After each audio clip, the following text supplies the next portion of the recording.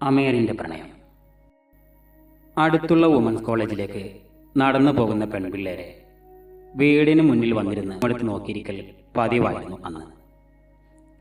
അന്നൊരു ദിവസം ലുങ്കിയും ടീഷർട്ടും ധരിച്ച് വെള്ളയും നീലയും യൂണിഫോം ധരിച്ച കുട്ടികളെ ഇടയ്ക്ക് നോക്കിയും നോക്കാതെയും മസിലി പിടിച്ചും ചിലർ നോക്കി കൂട്ടുവായിട്ടും ഇരിക്കുന്നതിനിടയിലാണ് പതിവില്ലാതെ ആ കൂട്ടത്തിൽ നിന്നൊരു മുഖം എൻ്റെ കൽവിലേക്കൊന്ന് എത്തി നോക്കിയത്. പതിവില്ലാതെ ആ നോട്ടത്തിന് എന്തൊക്കെയോ ഒരു ഡിസ്മോളിഫിക്കേഷൻ അനുഭവപ്പെട്ടു. പിറ്റേന്ന് മുതൽ കോലായിൽ വന്നിരിക്കുന്ന ആ ഇരുത്തത്തിന് ഒരുപാട് ലക്ഷ്യങ്ങളുണ്ടായി. അവളെ നോക്കണം, അവളോടൊന്ന് ചിരിക്കണം, തക്കം കിട്ടിയാൽ വളക്കണം. അങ്ങനെ ദിവസങ്ങൾ മാസങ്ങളായി പെട്ടെന്ന് ഓടി മറിഞ്ഞപ്പോൾ അവൾ എന്നെയും ഞാൻ അവളെയും നോക്കാത്ത ദിവസങ്ങൾ കുറവായി. ഒന്നും സംസാരിക്കുകയോ മറ്റോ ചെയ്തിട്ടില്ലെങ്കിലും അവളെ ഞാൻ എന്നും കാത്തു നിൽക്കുമായിരുന്നു. ഇടയ്ക്ക് അവൾ നടന്നു വരുന്നതിന് എതിർദിശയിൽ നിന്നും താഴേക്ക് നോക്കി വന്നു. അവളുടെ മുന്നിലെത്തുമ്പോൾ ആ മുഖത്തേക്ക് നോക്കും. എൻ്റെ നോട്ടം കാണുമ്പോൾ അവൾ മുഖം പെട്ടെന്ന് തിരിച്ചു കളയുന്നതിൻ്റെ കാരണം എൻ്റെ മുഖത്തിൻ്റെ ഭംഗി കേടാണോ അതോ എനിക്കിനി മീശയില്ലായിട്ടാണോ എന്നൊരു സംശയം ഉണ്ടായിരുന്നു. എന്തേലും ആവട്ടെ, അവളോട് ഇഷ്ടമുണ്ടെന്ന് പറഞ്ഞിട്ട് തന്നെ ബാക്കി കാര്യം എന്നെല്ലാം മനസ്സിൽ വിചാരിച്ച് കൂട്ടുകാരായ ജബ്ബാറിനോടും ഇസ്മായിലിനോടും അതുപോലെ രാജനോടും അവളോടുള്ള പ്രണയത്തെക്കുറിച്ച് പറഞ്ഞപ്പോൾ അവർ മൂന്നാളും എന്നെ ആകെ എന്ന് നോക്കി. ഈ ശരീരത്തിനും പ്രണയമോ എന്നുള്ള മട്ടിൽ ആട്ടെ, ഏതാണ്ട് ആ ഭാഗ്യം കെട്ടവള് എന്നൊരുത്തൻ കളിയാക്കി ചോദിച്ചിട്ടും ഞാനൊന്നും പറഞ്ഞില്ല. കാരണം അവരുടെ സഹായമില്ലാതെ ആ പ്രണയം അവളെ അറിയിക്കാൻ കഴിയില്ലായിരുന്നു. ചിരിച്ചുകൊണ്ട് ഞാൻ പറഞ്ഞു, റെയിലിന് അപ്പുറത്താടാ, നാളെ നമുക്കൊന്ന് പോയി നോക്കിയാലോ എന്ന് പറഞ്ഞതും ഹംസാഖാൻ്റെ ഹോട്ടലിൽ ഇപ്പം ബീഫ് ചില്ലിയൊക്കെ ഉണ്ട്, അത് മേടിച്ചു തന്ന ഈ പ്രേമം ഞങ്ങൾ ശരിയാക്കി തരും എന്ന് ജബ്ബാർ കിടന്നുകൊണ്ട് പറഞ്ഞതും ഞാൻ ഓക്കെ എന്ന് സമ്മതിച്ചു. അവളെ കല്യാണം കഴിക്കുന്ന എന്നല്ലാതെ വേറൊരു ചെലവും ഈ വിഷയത്തിൽ ഇനി ഉണ്ടാവില്ലട്ടോ, സമ്മതിച്ചല്ലോ. ആരും പ്രതീക്ഷിക്കാത്ത എൻ്റെ മറുപടി കേട്ട് മിണ്ടാട്ടം പൊട്ടിയ അവർ ഒരു ബീഫ് ചില്ലിയുടെ ഉറപ്പിൽ സംഗതി ഏറ്റു. പിറ്റേന്ന് കോളേജ് വിട്ടു വരുന്ന അവളെ കൂട്ടുകാർക്ക് മാറി നിന്ന് കാണിച്ചു കൊടുത്തു. അവളുടെ പിന്നാലെ കമ്മ്യൂണിസ്റ്റ് പച്ചയില കയ്യിൽ വെച്ച് പൊട്ടിച്ചും ചിരിച്ചും ഞങ്ങളിങ്ങനെ നടന്നു. റെയിലിനപ്പുറത്തെ ഒരു ഇടവഴിയിലൂടെ അവൾ നടന്നു ചെന്നത് കൊട്ടാരം പോലെയുള്ള ഒരു വാർപ്പിട്ട വീട്ടിലേക്കും. വീട് കണ്ടതും ജബ്ബാർ ചോദിച്ചു, നിന്റെ അതേ കണ്ടീഷനുള്ള ഫാമിലി എങ്ങനെ ഒപ്പിച്ചടാ? അത് കേട്ടതും ഞാൻ പറഞ്ഞു, ചില്ലി കഴിച്ചതിൻ്റെ കാശ് തിരിച്ചു വാങ്ങിക്കരുതേ, നീ അതും അതിലപ്പുറം ചെയ്യും. ഈ പെണ്ണിനെ പ്രേമിക്കണോടാ നിനക്ക്? നിന്റെ വീട്ടിലെ കക്കൂസിന്റെ മുകളിൽ പോലും റബ്ബർ ഷീറ്റല്ലേ? നോക്ക്, അവളുടെ വിറക് പുര നോക്കിയേ, അതുപോലും വാർപ്പ്. സമയം വേസ്റ്റാക്കണോ അതോ വേറെ നോക്കണോ? വേറെ നോക്കാനോ? അവൾ മതിയാടാ, എനിക്ക് നല്ലോണം ഇഷ്ടായി. എൻ്റെ കൂടെ നിൽക്കടാ, ഒഴിയല്ലേ എന്ന് ഞാൻ പറഞ്ഞു.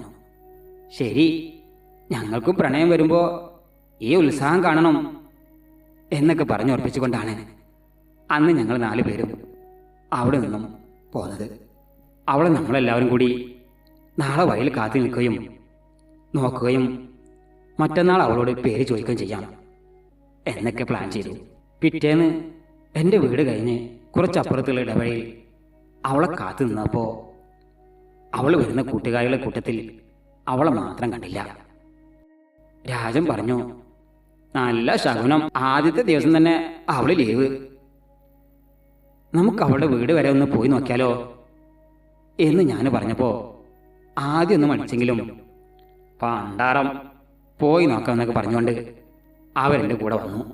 അവളെ കാണുവാൻ ചെന്നതാണെന്ന് തോന്നിപ്പിക്കാതെ അവളുടെ വീടിന് മുന്നിൽ കിടന്ന് തീരുമ്പോൾ മുറ്റത്തെ അയലിൽ ഉണക്കാനിട്ടിരിക്കുന്ന ചുരിദാർ എടുക്കാൻ വേണ്ടി അവൾ വന്നതും ഒരുത്തൻ കണ്ടതും ഡാ അതാണ് നിന്റെ പെണ്ണ് എന്ന് പറഞ്ഞതും അവൾ ഞങ്ങളെ നോക്കിയതും ഞാൻ അവളെ നോക്കിയതും ഞങ്ങളുടെ കണ്ണുകൾ തമ്മിൽ പിരിച്ചതും അടക്കം പറയാൻ ഒരുങ്ങിയതും ഒരുമിച്ചായിരുന്നു. യുവമാർക്ക് എന്തെവിടെ കാര്യം എന്നുള്ള മട്ടില് ആ ചെറിയ പുരുകൻ ചൊളിച്ചുകൊണ്ട് അവള് കൂടുതൽ നോക്കാതെ അകത്തേക്ക് പോയി. പെട്ടെന്നാണ് വെള്ള ബനിയൻ ധരിച്ച ഒരു കഷണ്ടി പത്രവും എടുത്ത് കൊലായിലേക്ക് വന്നത്.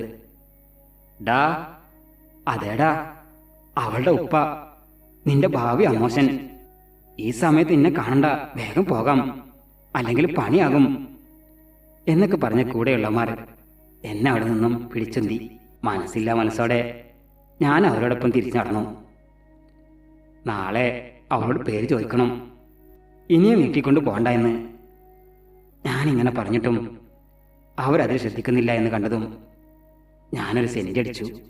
അല്ലെങ്കിലും നമ്മൾക്കൊരു പ്രേമം വന്നപ്പോൾ കൂടെ നിൽക്കാൻ ആരുമില്ല, ആയിക്കോട്ടെ എന്ന് പറഞ്ഞതും അവരതിൽ വീണു.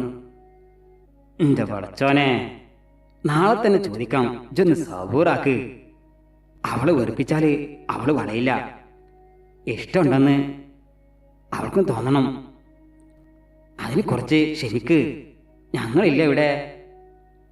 ആ, അത് മതി എന്ന് പറഞ്ഞ് ഞാൻ അവളുടെ തോളത്തും കൈയിട്ട് വീട്ടിലേക്ക് നടന്നു. പിറ്റേന്ന് അവളെയും കാത്തു നിൽക്കുന്ന ഞങ്ങളുടെ മുന്നിലൂടെ അവൾ നടന്നു പോകുമ്പോൾ പെട്ടെന്നാണ് അവൾ എന്നെ അങ്ങ് നോക്കിയത്. ആ നോട്ടം കണ്ടതും എൻ്റെ കാലിലെ ചെറുവിരൽ മുതൽ തലമുടിയിൽ അവസാനത്തെ മുടി വരെ ഒരു കുളിരങ്ങോട്ട് പാഞ്ഞു കയറി. എന്താണ് ചെയ്യണമെന്നറിയാതെ ഞാനൊന്ന് ചിരിച്ചു. ശരിയായോന്ന് വരെ എനിക്കൊരു സംശയം. കാരണം എൻ്റെ 2 കണ്ണുകളും അവളെ തന്നെ നോക്കിയായിരുന്നു. വെറും 2 സെക്കൻഡ് കൊണ്ട് അവിടെ എന്താണ് ഞാൻ കാട്ടിക്കൂട്ടിയതെന്ന് എനിക്ക് തന്നെ അറിയില്ല. നടന്നു നീങ്ങുന്ന അവളെ നോക്കി നിൽക്കുന്ന എന്നെ തോണ്ടി ഒരുത്തൻ പറഞ്ഞു, നിന്റെ നോട്ടം കണ്ടാ തോന്നും ആള് നിന്നോട് ഐ ലവ് യു പറഞ്ഞെന്ന്. അത് കേട്ടതും മറ്റവൻ പറഞ്ഞു, ഏതായാലും അവൾക്ക് ഇവനോട് ലവ് തുടങ്ങിയിട്ടുണ്ട്. അല്ലാതെ നമ്മൾ 3 ഗ്ലാമർ താരങ്ങൾ ഇവിടെ നിൽക്കുമ്പോൾ ഇവനെ തന്നെ അവളെ നോക്കിയല്ലോ. നാളെ പേര് ചോദിക്കാം. ആദ്യം വാങ്ങി തന്ന ബീഫ് ചില്ലിക്ക് ഒടുക്കത്തെ ടേസ്റ്റ് എന്നും പറഞ്ഞു. ഒരു വട്ടം കൂടി വാങ്ങി തന്നാൽ ഞാൻ അമ്മായിയുടെ മോളെ കൊണ്ട് ചോദിക്കാമെന്ന് ഒരുത്തൻ പറഞ്ഞു. ഇത്രയ്ക്കും ബീഫ് ചില്ലി തിന്നാൻ പൂതി കടാത്ത ജന്മങ്ങളെന്ന് പറഞ്ഞുകൊണ്ട് ഞാൻ സമ്മതിച്ചു. പിറ്റേന്ന് ഹോട്ടലിൽ കൊണ്ടുപോയി ബീഫ് ചില്ലി നെയ്ച്ചോറും തിന്ന് ക്ലാസ് കഴിഞ്ഞ് വരുന്ന അമ്മായിയുടെ മകള് നസീമയുടെ അടുത്തേക്ക് പോയി. പോയ ജബ്ബാർ ഒരുപാട് നേരം കഴിഞ്ഞാണ് തിരികെ വന്നത്. ഞങ്ങളുടെ അടുത്തേക്ക് ഓടി വന്ന ജബ്ബാർ പറഞ്ഞു, കിട്ടിയാടാ, പേര് കിട്ടി. അത് കേട്ടതും ഞാൻ എഴുന്നേറ്റ് നിന്ന് അവനോട് ആകാംക്ഷയോട് ചോദിച്ചു, എന്താടാ എൻ്റെ പെണ്ണിന്റെ പേര്? ഓ, വളഞ്ഞിട്ടില്ല. അപ്പോഴേക്കും അവനങ്ങ് തീരുമാനിച്ചു അവന്റെ പെണ്ണ്. നീ സമയം കളയാതെ പേര് പറ. എന്താടാ? കാത് രണ്ടും മൂർച്ച കൂട്ടി കൂർപ്പിച്ചിരിക്കുന്ന എന്നോടവൻ പേര് പറഞ്ഞു, ലൈല. അതങ്ങോട്ട് കേട്ടതും ഞാൻ പറയാൻ തുടങ്ങി, ആ, എൻ്റെ ലൈല, അമീറിന്റെ മാത്രം ലൈല. എന്ത് നല്ല മാച്ച്, ലൈല അമീർ. പലതും പറഞ്ഞുകൊണ്ടിരിക്കുന്ന എന്നെ നോക്കി രാജൻ പറഞ്ഞു, അമീറിനെ ഒരു ഭ്രാന്താശുപത്രിയിൽ കൊണ്ടുപോയി കാണാനുള്ള യോഗം ഈ ജന്മത്തിലുണ്ടെന്ന് തോന്നുന്നു. ആ, അവന്റെ വിധി എന്ന് പറഞ്ഞു നിർത്തിയതും ആളെ കളിയാക്കപ്പോ ഞാൻ പറഞ്ഞു, ഡാ, നാളെ ഒരു ലെറ്റർ കൊടുത്താലോ? മറുപടി കിട്ടുമെന്ന് നോക്കാലോ? ജബ്ബാറെ, നിന്റെ അമ്മായിന്റെ മോളില്ലേ, അവളെ ക്ലാസ്സിൽ അവളുടെ കയ്യിൽ കൊടുത്തേക്കാം. ഇനി അമ്മായി കൂടി ഇത് അറിഞ്ഞിട്ട് വേണം. ഞാൻ ഇടയ്ക്ക് പോയി ചായയും ബിസ്ക്കറ്റും വാരി പോരുന്നത് കൊളാവാന്. നീ വേറെ എന്തെങ്കിലും പറ എന്ന് ജബ്ബാർ പറഞ്ഞതും ഞാൻ പറഞ്ഞു, വേറെ എങ്ങനെ കൊടുക്കും? ജബ്ബാറെ, നീ തന്നെ കൊണ്ടുപോയി കൊടുക്ക്. അമ്മായിന്റെ മോളോട് പറ രഹസ്യമായി കൊടുക്കാനേ. എല്ലാവരും കൂടി പറഞ്ഞപ്പോ അവനത് സമ്മതിച്ചു. പക്ഷേ ഒരു കുഴപ്പം, കത്ത് ആരെഴുതും? എൻ്റെ കൈവശത്തിൽ അവൾക്ക് കൊടുത്താൽ അവൾ വല്ല മരുന്നിൻ്റെ ലിസ്റ്റാണെന്ന് കരുതി വലിച്ചെറിയും. ഞങ്ങളുടേതും അതെന്ന മട്ടിൽ അവരൊന്ന് ചിരിച്ചു. അവസാനം ഗോൾ കീപ്പർ സൽമാനെ കൊണ്ട് ലെറ്റർ എഴുതിച്ചു. കൂടുതലൊന്നും എഴുതിയിട്ടില്ലട്ടോ. ലൈല, ഞാൻ അമീർ. ഞാൻ എന്നും നീ വരുന്ന ഇടവേളയിൽ കാത്തു നിൽക്കുന്നത് നീ കണ്ടിട്ടുണ്ടാവും. നിന്റെ കൂടെ അത്രയും കുട്ടികളുണ്ടായിട്ടും എൻ്റെ മനസ്സിലിഷ്ടമായത് നിന്നെയാണ് ലൈല. നിന്നെ ഞാനങ്ങ് ഇഷ്ടപ്പെട്ടു പോയി. ഇനി എനിക്ക് നിന്നെ മറക്കാൻ വയ്യ. എന്നെ ഇഷ്ടമാണോ അല്ലയോ എന്ന് അറിയിക്കണം. ഇഷ്ടമല്ലെങ്കിൽ മറുപടി ജബ്ബാറിൻ്റെ അമ്മയുടെ മോള് നസീമയുടെ കയ്യിൽ കൊടുത്തു വിട്ടാൽ മതി. കാരണം നീ ഇഷ്ടമല്ല എന്ന് പറയുന്ന കത്ത് നിന്റെ കയ്യിൽ നിന്നും വാങ്ങി വായിച്ചാൽ ഞാൻ ഈ ലോകത്തോട് തന്നെ വിട പറയും. ഇഷ്ടമാണെങ്കിൽ മാത്രം ഞാൻ ഇന്ന് വൈകുന്നേരം ഇടവയിൽ കാണും. അപ്പോൾ നീ മറുപടി നിലത്തിടുക. ഞങ്ങൾ എടുത്തോളാം. കൂടുതൽ അടുത്ത കത്തിൽ വീടുണ്ടെങ്കിൽ എഴുതാം. സ്നേഹത്തോടെ നിന്റെ സ്വന്തമെന്ന് പറയാൻ കൊതിയുള്ള അമീർ. അങ്ങനെ 2-3 ലവ് പറഞ്ഞിട്ടു. എൻ്റെയും അവളുടെയും പേരുകൾ അടുത്തടുത്ത് എഴുതിയും ലെറ്ററിൽ ഒന്ന് ഉമ്മ വെച്ചു. എഴുത്ത് കവറിലാക്കി ഒട്ടിച്ച് ജബ്ബാറിൻ്റെ കയ്യിൽ കൊടുക്കുന്നതിന് മുമ്പ് ലെറ്റർ നെഞ്ചത്ത് വെച്ച് ഞാൻ പ്രാർത്ഥിച്ചു, അവൾക്കെന്നെ ഇഷ്ടാവണേന്ന്. ആമീൻ പറയാൻ പഠിച്ചു നിൽക്കുന്ന കൂടെയുള്ളവരെ ചങ്കിന് പിടിച്ച് ആമീൻ പറയിപ്പിച്ച ആദ്യത്തെ കാമുകൻ ഞാനായിരിക്കും. ലെറ്റർ നസീമയുടെ കയ്യിൽ കൊടുത്തയച്ചിട്ട് ഇന്ന് ആ വൈക്കൊന്നും പോകണ്ട.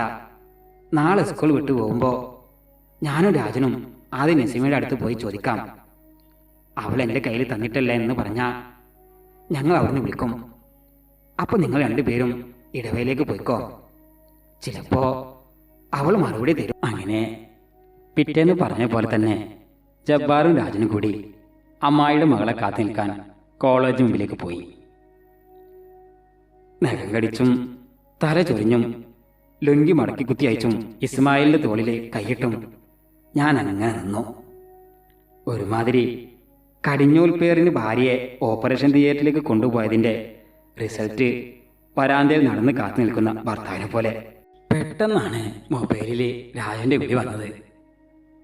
അമീറെ, വേഗം ചെല്ലടാ, അവള് ഇവളെ കയ്യിൽ കൊടുത്തിട്ടില്ല. കേട്ടപാടെ ഇസ്മായിലിനെയും കൊണ്ട് ഞാൻ ഇടവയിലേക്ക് ഓടി. കിതപ്പ് മാറുന്നതിന് മുമ്പ് തന്നെ അവൾ വരുന്നുണ്ടെന്ന് ഇസ്മായിൽ പറഞ്ഞപ്പോൾ ഉള്ള കിതപ്പിന് സ്ട്രോങ് ഒന്ന് കൂടി. അടുത്തെത്തുന്നത് വരെ അവളെ നോക്കി നിൽക്കുന്ന എന്നെ നോക്കാതെ വരുന്ന അവള് അടുത്തെത്തിയതും എന്നെ നോക്കി ചിരിച്ചതും ഒരുമിച്ചായിരുന്നു. ആ ചിരിച്ചത് എന്നോട് തന്നെയാണോ എന്നറിയാൻ തലയൊന്ന് കുലുക്കി. ഞാൻ വീണ്ടും നോക്കി. അതെ, എന്നോട് തന്നെ. ചിരി കണ്ടതും ഞാനും ചിരിച്ചു. അധികം നിന്ന് തിരിയാതെ നടന്നു നീങ്ങുന്ന അവളുടെ കയ്യിൽ നിന്നും ഒരു കടലാസ് താഴെ വീണു. മുയലിനെ കണ്ട കഴുകനെ പോലെ എൻ്റെ ചങ്കിലൂടെ 3 ടീസ്പൂൺ ഉമിനീരിറങ്ങിപ്പോയത് ഞാൻ അറിഞ്ഞു. അവളും കൂട്ടുകാരികളും നടന്നു നീങ്ങിയതും ആ പേപ്പറിൽ ഞാനും ഇസ്മായിലും ചാടി വീണതും ഒരുമിച്ചായിരുന്നു. എൻ്റെ കയ്യിൽ കിട്ടിയ പേപ്പറുമായി ഞാൻ നേരെ ഓടിയത് വീട്ടിലെ കക്കൂസിലേക്ക്.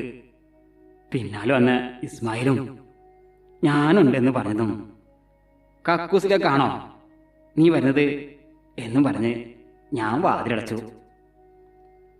അവന് പുറത്തു നിന്നും വാതിൽ മുട്ടിക്കൊണ്ടിരുന്നു. മെല്ലെ ഞാൻ ആ പേപ്പർ തുറന്ന് കരച്ചുകൊണ്ട് വായിക്കാൻ തുടങ്ങി.